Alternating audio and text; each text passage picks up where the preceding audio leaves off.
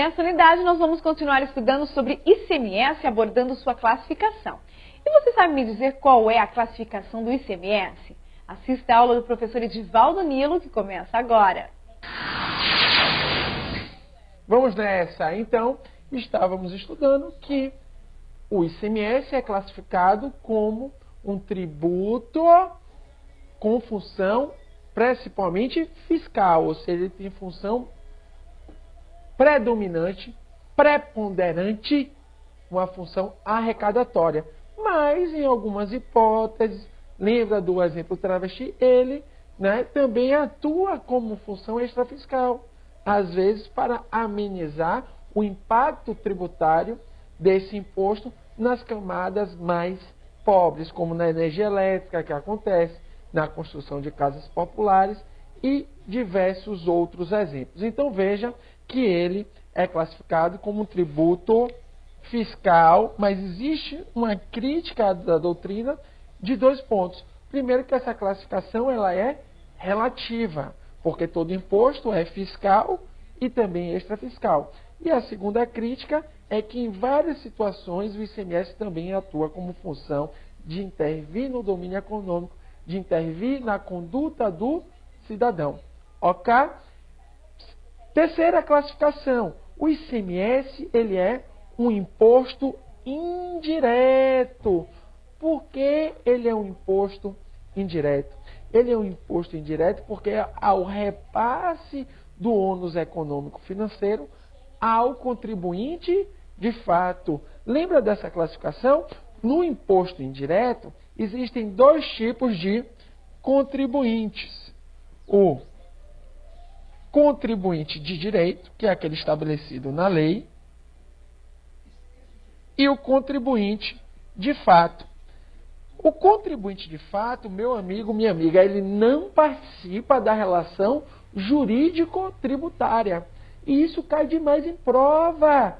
Já caiu nos últimos 5 anos 3 vezes em questões do CESP, cobrando de você que o contribuinte de fato, ele não participa da relação jurídico-tributária. O contribuinte de fato, ele não faz parte da regra matriz de incidência do imposto, isto é, ele não é sujeito passivo. Contribuinte de fato não é sujeito passivo. Agora, nessa classificação, que é denominada de classificação econômica, inclusive caiu a crítica, te cobrou na última prova de Procurador da Fazenda Nacional de 2012, recentemente, na prova discursiva.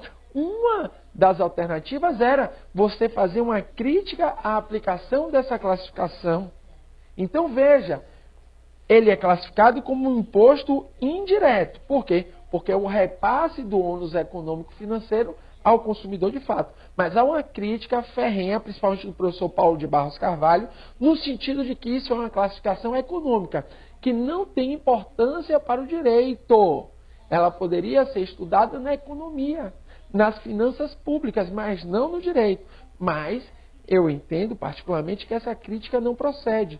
Por quê? Porque ela interfere na aplicação dos institutos jurídicos do direito tributário. Por exemplo, na restituição do pagamento indevido do ICMS, eu não vou aplicar a restituição normal. Eu vou aplicar a restituição prevista no artigo 166 do CTN, que é uma restituição particular para os impostos indiretos, que diz que o contribuinte direito, para requerer a restituição do pagamento indevido, ele tem que comprovar que não houve esse repasse do ônus econômico ao consumidor de fato, ou tem que ter uma autorização do consumidor de fato para que ingresse com a ação, tanto no âmbito administrativo como no âmbito judicial. Então veja, ela interfere no mundo do direito. Então não é uma classificação meramente econômica, porque interfere na questão da aplicação da restituição do pagamento indevido. Quando se paga indevidamente, se o imposto é indireto, eu não aplico a regra geral do artigo 165 do CTN. Eu aplico a regra específica do artigo 166.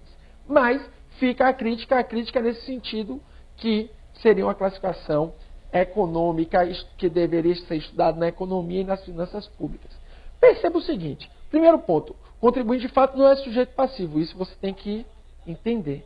Segundo ponto, contribuinte de fato, ele não tem direito a pedir a restituição do pagamento, se caso o pagamento do ICMS for indevido. Você viu que apenas quem tem o direito é o contribuinte de direito, aquele previsto na norma, aquele previsto na lei. Por quê? Porque ele tem que provar, o contribuinte de direito, ele que é o sujeito para ingressar com a ação, ele tem que provar que não houve um repasse econômico-financeiro, ou ele ingressa com a prova de que o contribuinte de fato o autorizou a ingressar na seara administrativa ou judicial para pedir a restituição. Mas perceba, meu amigo, minha amiga, que o contribuinte de fato, em nenhuma hipótese, pode ingressar com a ação judicial. Então, nessa classificação, você verifica que há distinção entre contribuinte de direito e contribuinte de fato, não é? Que o ICMS se aplica ao ICMS, a aplicação do artigo 166, porque há o repasse do valor. Então, o que acontece, meus amigos? O empresário que paga o ICMS, a pessoa jurídica, a empresa que paga o ICMS, ou o comerciante, pessoa física, ele repassa esse valor do preço para o consumidor. Tanto que, por exemplo, em Portugal, na Espanha, na Itália, esse valor já vem discriminado na nota fiscal. No Brasil está em implementação esse sistema.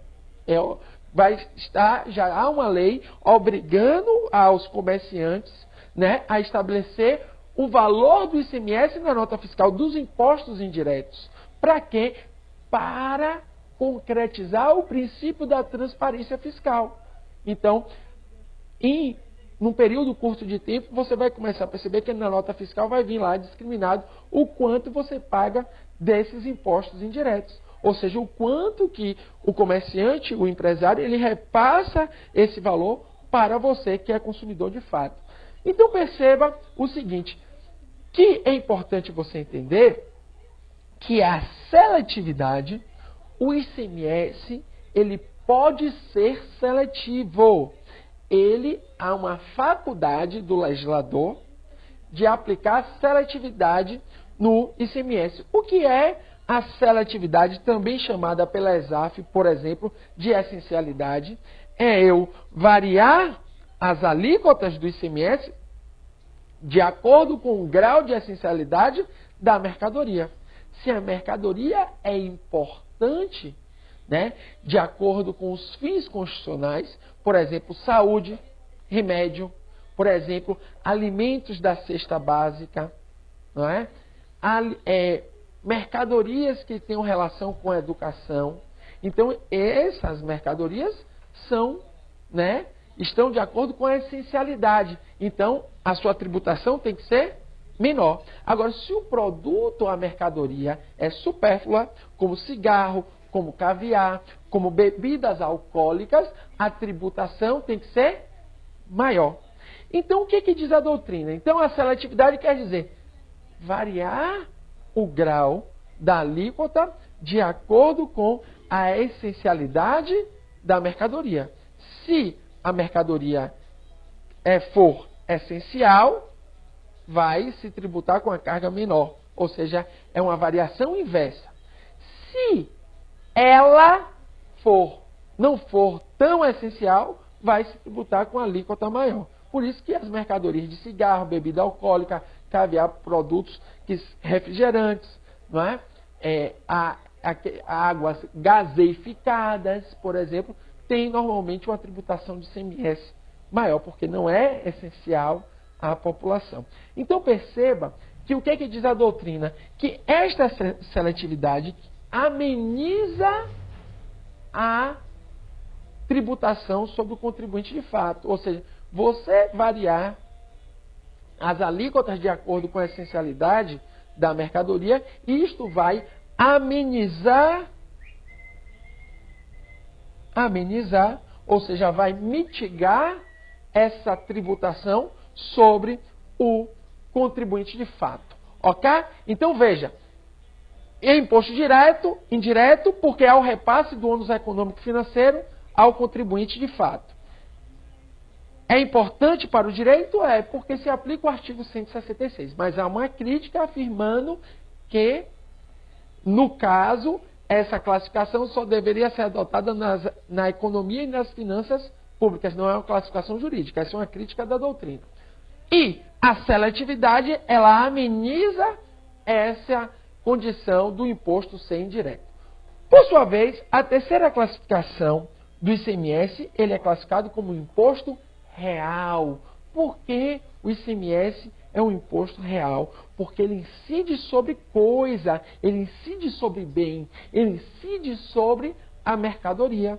Então, ele é considerado um imposto real, também denominado de imposto objetivo, ao contrário de ser um imposto subjetivo, ou um imposto denominado de imposto pessoal, que acontece como vamos estudar no imposto de renda. Então veja que o ICMS, ele é um imposto real, também denominado objetivo, porque ele incide sobre coisa, incide sobre mercadoria. Beleza? Na nossa quinta classificação importante, o ICMS, ele é um imposto proporcional.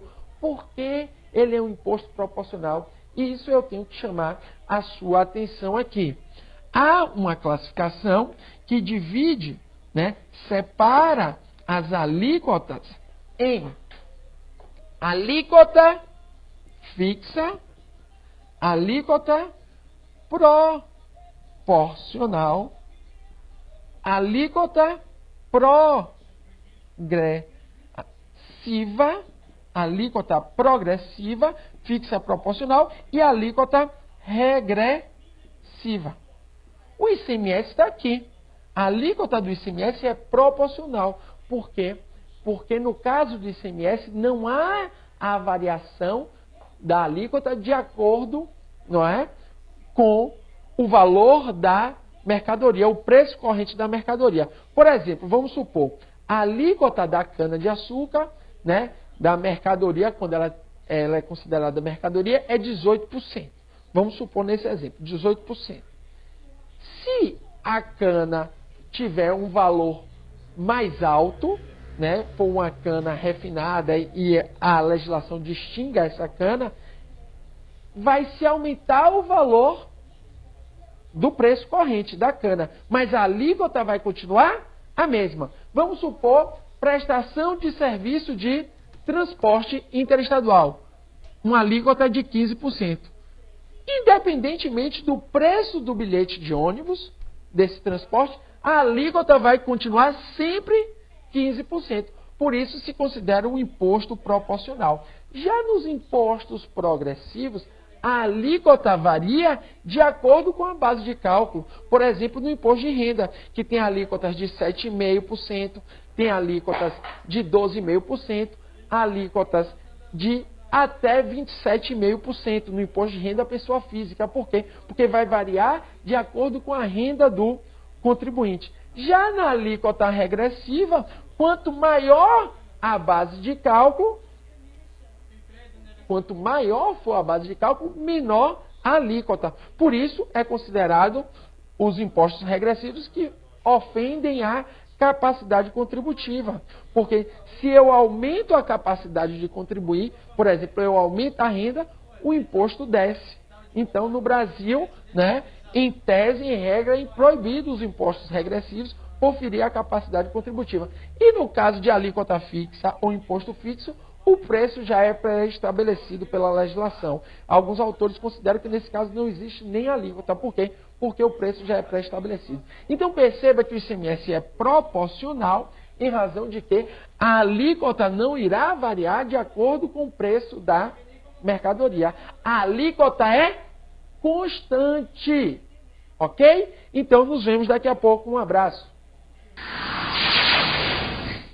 Além de responder ao quiz, resolva também as questões do livro da disciplina. É uma excelente forma de fixar a matéria e relacionar os pontos que precisam ser melhor estudados.